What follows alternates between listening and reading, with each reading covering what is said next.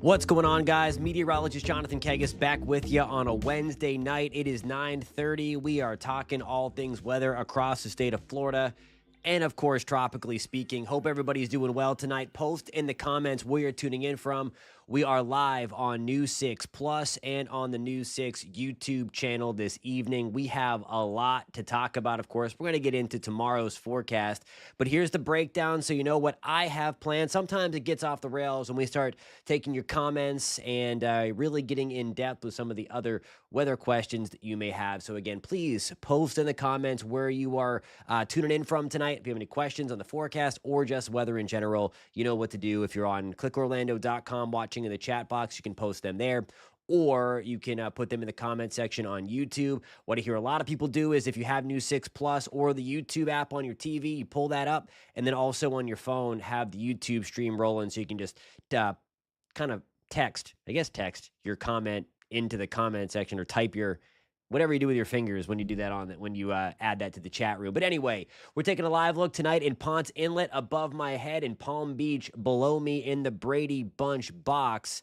That's courtesy of our friends at WeatherStem with the extensive network of live cameras around the state of Florida. What is going on? Falcon 11, no cap. I can't remember if that's a good thing or a bad thing. Clearwater finally got some big rain, limitless lightning with that. Good to see you as well, Elizabeth. Hope you're doing well, Melissa. We will break down that 7-day forecast. I have that on the docket for tonight. Kevin, hope you're doing well in Lakeland. There were some big storms around Lakeland as well. Okay, we're going to talk about more storms coming tomorrow, more of a typical day across the state of Florida in terms of the thunderstorm formation. Then we're going to get into the tropics. There's an area highlighted in the Gulf, and then there's a big, juicy wave rolling off of Africa. Models are starting to become a little bullish on that thing with potential development. There's still a lot of dry, dusty air out there, so there's a lot of questions if it can develop. Still, the Atlantic is not ready to unleash just yet, so we're still looking pretty good, I think. And then at the end, in the last 4, 5, 6 minutes that we have together, we are going to take your comments and questions, so please keep them coming. And we are going to get rolling with this. We're going to start with that little swirl off of the Florida coast because it helped to bring us the rain and clear water, certainly, and it's still bringing us some of the heavier thunderstorms that we have tonight along the Florida Panhandle and into the Big Bend. This is the satellite composite, this big area of low pressure right there. That is what the Hurricane Center has highlighted. Now, it is going to have a much better chance this time, or at least it's going to stay over water for a longer period of time. So it may have a slightly better chance to try to do something. Maybe. I mean, it's not organized at all. The other one at least had a low-level center. This one's just kind of discombobulated and all over the place. But you see that area of low pressure. It's sliding away now. It's going to start to drape some Atlantic moisture across the Florida peninsula, and that is going to help to get thunderstorms going tomorrow. Now, in terms of that tropical development again, Hurricane Center still, as of 8 p.m. tonight, has it at only a 10% shot for development. So again, no significant development is really expected with this, but certainly just watching it closely as it works its way to the west, again, away from Florida. So this is not really going to have any impact. Tropically speaking, it will have a huge influence, though, on our thunderstorm pattern tomorrow. So here's the rest of tonight. Again, we're going to be watching those storms push off the Big Bend, head back into the Gulf, and then watch what happens tomorrow. I do think we get some early morning thunderstorms around Port St. Lucie, West Palm, Coral Springs, Miami. The flow is going to be off of the Atlantic. Those white moving lines, by the way, on the clouds and rain forecast that I'm showing you here, that is the wind direction. So I just wanted to point that out. That's where we're going to get the wind flow off the Atlantic, and then that's what's going to help to push the storms, or really pull the storms over the Florida peninsula. So that's going to be 2 o'clock on your Thursday. Have a few scattered thunderstorms into the Florida Panhandle, closer to the Everglades, Fort Myers, Naples area tomorrow. And then that really expands a little bit inland starting late tomorrow afternoon around the I-4 corridor. And then that lifts northwest to Gainesville, Ocala, Tampa, Big Bend, eventually Panhandle, before things begin to fizzle out. Tomorrow also, we get a little hotter, at least in the interior of Central Florida. So right smack dab, we're going to have the opportunity for the heat to return starting tomorrow. I mean, it's always hot, but at least it felt good this morning. I think a lot of us would agree, maybe relatively speaking, for a July morning. It felt pretty good. 94 degrees is the forecast for Orlando. Now, remember these boxes. The blue represents below average. The gray represents we're right smack dab where we should be. The orange is a little bit above, and and then red is record. We don't have any red on here just yet. Just wait a second. I'm going to show you what happens this weekend. So a little cooler than normal with the extra clouds and the rain around in the panhandle, right where we should be around Tampa, Naples. A little bit below with the extra clouds and the early start time to those thunderstorms around Vero Beach, Port St. Lucie, again, Miami. Again, it's still hot. It's 90 degrees. Jacksonville, we're at 92. And then Orlando, we are at 94 degrees. You ready for this? Big time heat. I'm talking maybe even hotter than last weekend, maybe by a degree or two, then surges in for Saturday and Sunday. I'm showing you the heat risk graphic here for Sunday, and the red pops back up. So anytime you see red on this map, means there's major heat risk. When there's purple on this map, that means that there is extreme heat risk. And I'll show you why there's more purple in North Florida in just 1 second. It takes a lot for the red and purple to show up in Florida because we are used to the heat. So when you see this, and that's why I show you this kind of map, when you see the red and purple show up, that means this is some big time heat rolling down the pipeline. And it's all because of the return of our friend, this big chunk of upper level high pressure. This is going to start to develop on Friday, work its way, and really anchor itself over the southeast corner of the United States Saturday, Sunday, and Monday. So if you're wondering why there was a lot more purple up toward Jacksonville, Lake City, Tallahassee, Big Bend, Panhandle, North Central Florida, we're going to be closer to the core of this big high pressure cell that is just building over the southeast corner of the United States. When you're underneath these things, air sinks, it warms up. And when air sinks, it warms up and also dries out. So the rain chances are going to be pretty low this weekend. The heat is going to be way, way, way elevated. So when we're looking at the temperatures for Sunday, look at this. This is Sunday, July 27th now. 98 is the forecast in Tallahassee, Jacksonville, Orlando, Tampa, we're at 95. Pensacola, we're at 93. We're in the low 90s in Vero Beach and Miami. Again, we're a little climate controlled next to the ocean down in Miami and Fort Lauderdale, Vero Beach. And again, we're a little further removed from the heat making mechanism, that big chunk of high pressure. Want to quickly show you the 7-day forecast for Central Florida, and then I need to get to a quick break before we talk about the tropics. So here we go. 94 tomorrow, rain chances at 60%. On Friday, they start to drop because we get back under the influence of that big chunk of high pressure. So we're at 40%. Look at the weekend, man. 97 degrees on Saturday. I mean, again, it's going to feel like 105 to 110-ish all weekend long. Rain chance is only at 20%. 20% again on Sunday, but we jump to 98. We're going to keep 98 on Monday. Rain chances start to tick back up a little bit again, but the heat just stays blazing as we are rolling through the climatologically speaking hottest period of the summer, and it's living up to his name, and we're just going to bake underneath that chunk of high pressure. Alrighty, guys, I need to get a quick break in. When we come back, we're going to talk about everything there is to talk about in the tropics. This is the thing that is going to start to get a lot of play on social media. It is way, way out there.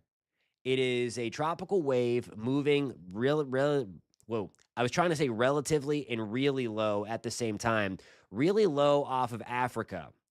That's one of the reasons why it's going to have a shot to develop. It might miss some of the dust that continues to be out there and keep the Atlantic on the stable side.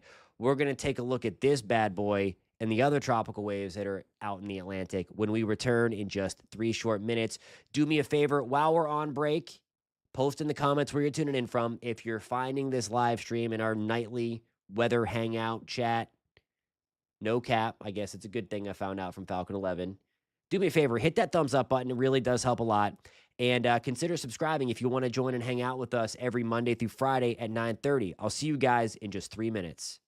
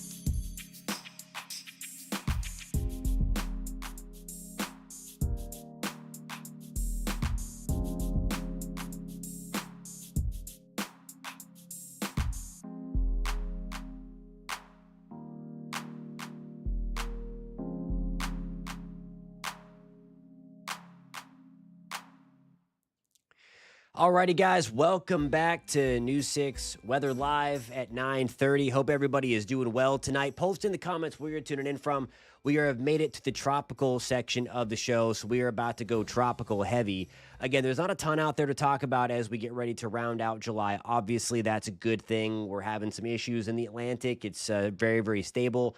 They are the same problems that storms had working against them last year as well. So we're seeing that same kind of deal rolling on. So there is the only thing highlighted. We looked at this at the beginning of the show, but if you're just tuning in now, wanted to show you this again, that it's really watching it for the North Gulf Coast and maybe getting in towards Texas, northern Mexico as it works through over the next couple of days. Still only 10% shot that this does develop into something as it moves away from Florida. As we discussed at length, though, we are going to see those storms kind of lift or being pulled across the Florida peninsula as we move into the day tomorrow. So I wanted to show you this again. I show you this every time we look at a development area. This is kind of a nice graphical thing. I'll show you the raw ensembles, if you will, when we talk about that other wave out there, because I do think there's some kind of there's a little more importance on that one to kind of break down how each individual ensemble member is going to be, what it's thinking anyway. But this is the percentage for a tropical depression to form.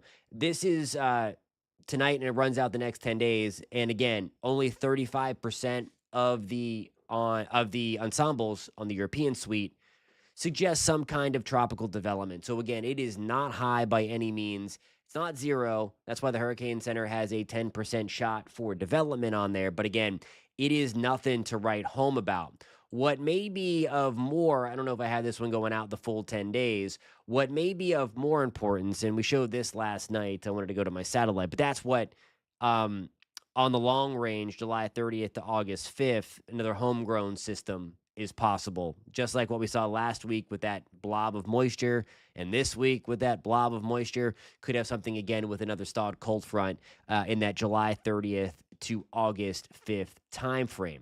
What I want to focus on now, and this is probably going to be something we're going to watch at nauseum over the next couple of weeks. Here's tropical wave number one. It's just moving through the eastern Caribbean. It's just bringing rain and thunderstorms to the Windward and Leeward Islands tonight. Tropical wave number two is just north of South America. Tropical wave number three, it's in there somewhere. It just has a few scattered thunderstorms and showers with it. That's it. And then we have this beefy wave that's coming very far. It's ejecting very far off of the African continent. Now, that's important because what is to its north, it's all of the dust. Okay, so the trade winds are ejecting the dust and dry air right on in to these tropical waves. So as this one emerges, it is coming off further south. It does have a better shot to miss it, but you see all of that brown color across your screen. That is the Saharan dust. That's the satellite channel, a specialized satellite channel to pick up on that particulate matter at about 5 to 20,000 feet above the surface of the earth. So you see that right there, all that brown, and there's still a lot of it out there. And you see these winds coming down the coast of Spain and the coast of Africa. That's going to continue to inject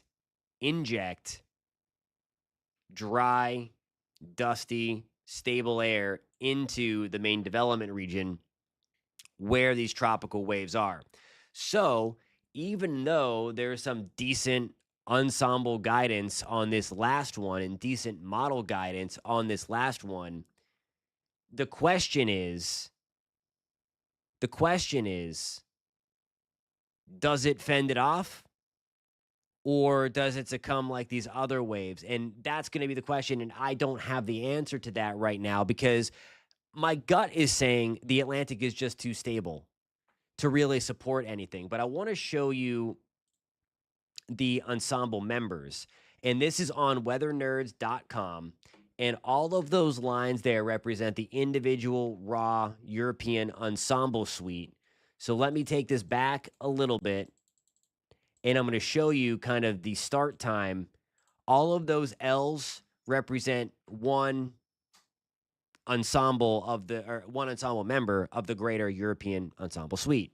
So there's a bunch of L's out there showing, okay, each one of those has their own thought.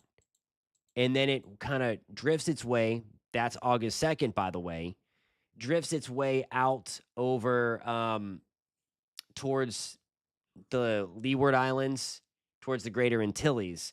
The one thing, let me zoom in. The one cool thing about this website, you can zoom in too, so you can actually see what's going on. None of these are too terribly strong. I think the strongest one in here is 1,003 millibars, closing in on Guadeloupe by August 1st to 2nd. So there's nothing too terribly strong in here, although it is probably the strongest signal that we've had for anything so far this season, including the ones that have been named so far. So it's something to watch. It's not something to freak out a bit about because I don't know. The Atlantic is just so stable. And that's a problem for storms. We're going to talk much more about that in our last final minutes. There are several questions that I had to get to. Please keep posting those comments in there, whether it's related to the tropics, whether it's related to the Florida storms or Florida heat that's coming away, or something completely irrelevant to what we just took a look at We're going to break that down and answer some of your questions. They are fantastic questions. Again, we're going to try to get to as many as possible in our final few minutes. We will see you back here in 3 minutes. Post in the comments during the break. See you soon.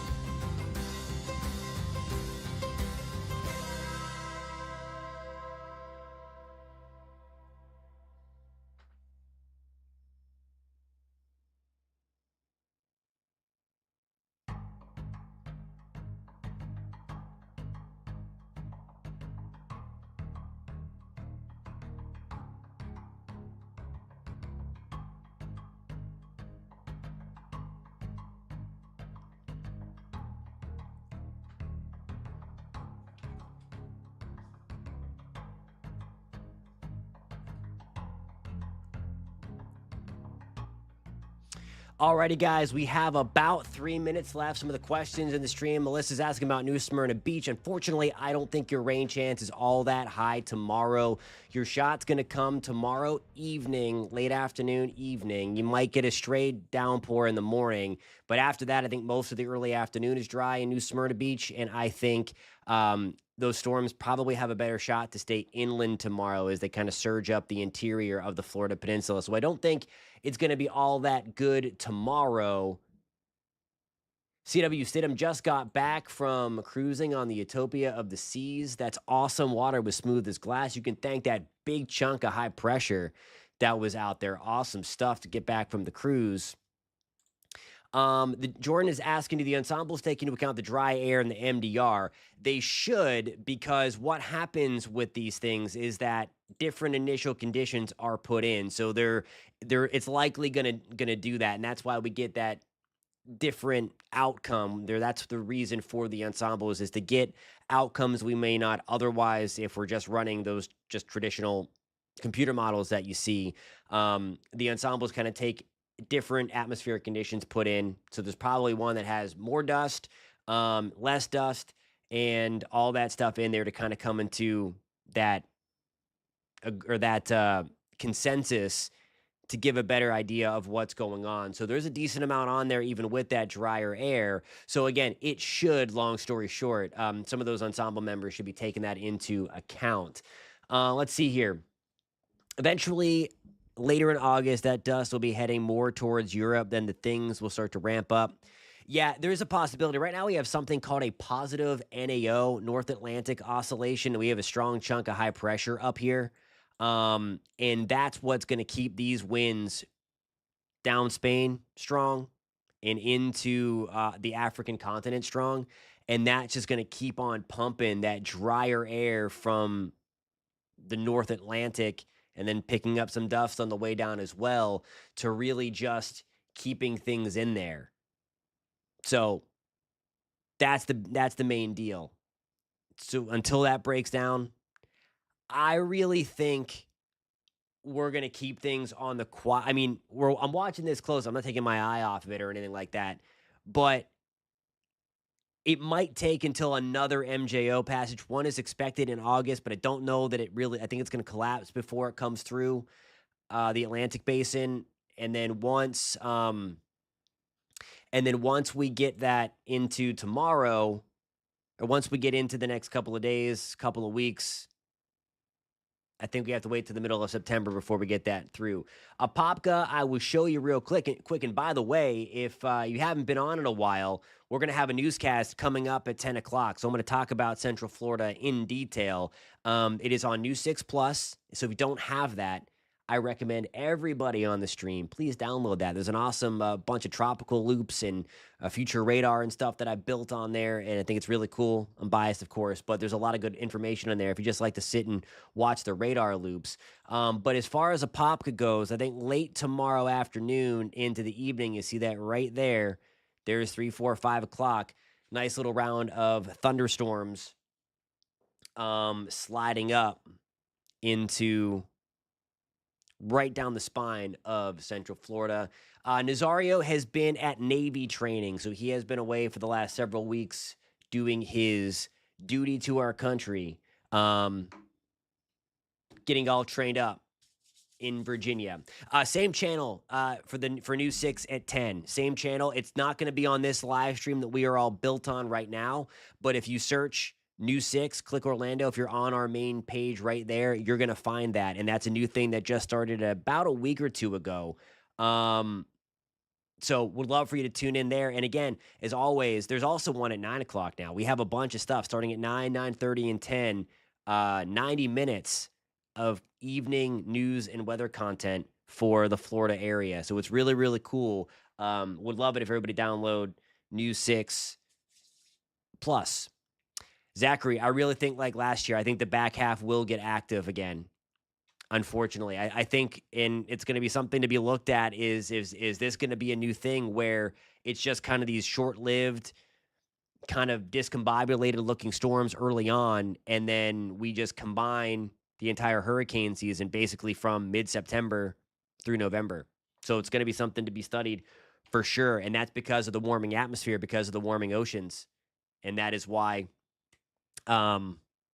That's one of the reasons why we might be seeing that. But again, a lot of things, a lot of research going to have to be done on all that. Alrighty, guys, I have to hit this break. I got to run into the studio for News 6 at 10 o'clock. Again, same YouTube channel. If you have News 6 Plus, dial it up on the big screen. We'll be there live, 10 o'clock. And then also on the traditional TV side, CBS, News 6, WKMG for in the greater Central Florida area. Tune in at 11 o'clock. I'll catch you guys there. You have been great.